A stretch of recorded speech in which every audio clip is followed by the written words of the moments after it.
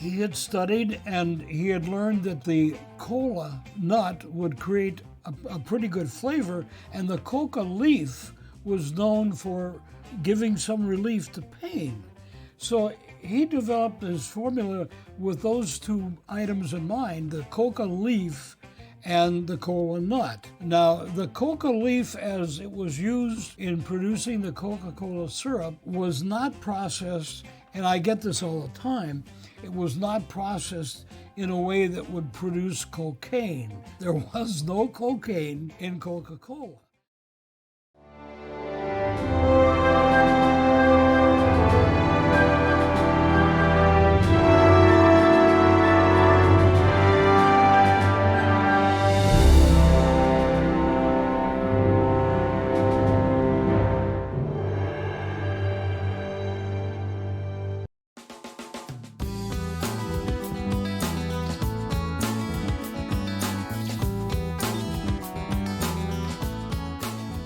This is Lee Habib, and this is Our American Stories, the show where America is the star and the American people.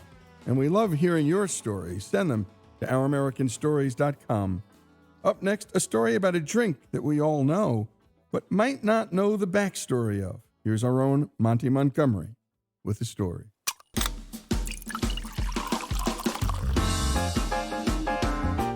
Coca-Cola is arguably the South's most successful export. They sell around 3 billion cases of product around the world annually, but they started out small.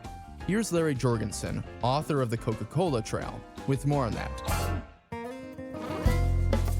Well, Coca-Cola actually started out as the syrup that is now the main ingredient in Coca-Cola. And the syrup was invented by John Pemberton, who was a pharmacist in Columbus, Georgia, and had started working on the formula, and then his time of working on the formula was interrupted by the Civil War, and he actually fought in the Civil War. When he got out of the war, he had a war injury. You know, stories get twisted through the years. I heard it was a saber-type injury to his stomach, but whatever, it was definitely from the war, and he was looking to get some relief. Relief in the form of a morphine-free painkiller, as he was addicted to the substance at the time. He had studied and he had learned that the cola nut would create a pretty good flavor, and the coca leaf was known for giving some relief to pain. So he developed his formula with those two items in mind, the coca leaf and the cola nut. Now, the coca leaf, as it was used in producing the Coca-Cola syrup, was not processed, and I get this all the time, it was not processed in a way that would produce cocaine. There was no cocaine in Coca-Cola. There was the coca leaf, which I guess if you broke it down far enough, you'd find common natural ingredients to cocaine. Such as ecgonine, a relative, or rather a precursor, of cocaine. But it was not cocaine. It was simply the processed coca leaf that eliminated the pain to some degree and helped create the flavor along with the cola nut of what became Coca-Cola.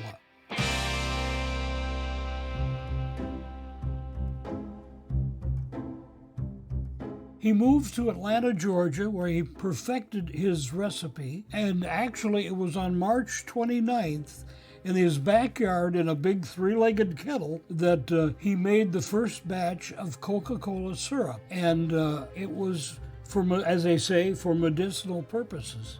He took it to the local drugstore, and they, served it. You come in, you have a pain, a headache, or whatever. They'd put a little Coca-Cola syrup in a glass and put in some carbonated water, and it worked. But not only did it work, it tasted good. And people started requesting the drink as something that they enjoyed, not to necessarily solve a headache or something. So it really took off from there. But the irony of the thing is that the man who invented it only owned Coca-Cola syrup for about 3 years. He sold the rights and the formula, etc., to Asa Candler. Well, Asa's thing in life was he wanted to sell syrup. And that's all that he wanted to do. And he would sell it to other drugstores and so forth. And it was for that purpose and that purpose only. He thought that bottling Coca-Cola was, and I will quote, a dumb idea. Well, what happened? There was a gentleman in Vicksburg who owned a candy business and a soda fountain, and a very ambitious man by the name of Biedenharn. And Mr. Biedenharn was obviously selling the Coca-Cola syrup in his drugstore. Well, he also would do things like he would cater parties and that. It so happened that on one July 4th, he was to cater a party, a picnic, a big July 4th picnic, and to bring beverages and everything. And what he would do then is there was a small bottler in Vicksburg who bottled, lemon and sarsaparilla and orange and all those things. So he would go to that bottler and buy at wholesale some of these bottles of soda that he would take along to the event he was catering. Well, it so happened on this July 4th, there was such a demand for product that his order was not available, but yet he had the customer. So Mr. Biedenharn went to the picnic and made lemonade for everybody.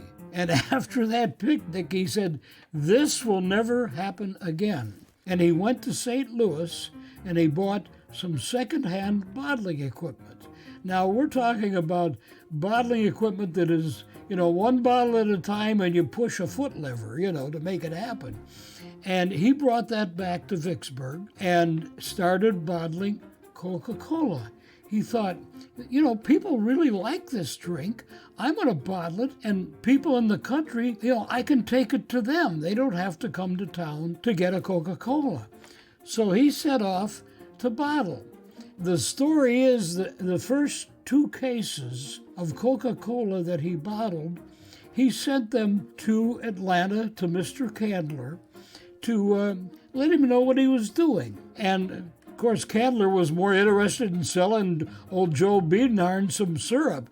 And Candler, wrote back to him, "Yeah, it's okay," but, wasn't impressed. And Joe Biedenharn said, "He never sent my bottles back." So that was the big thing. So for 5 years,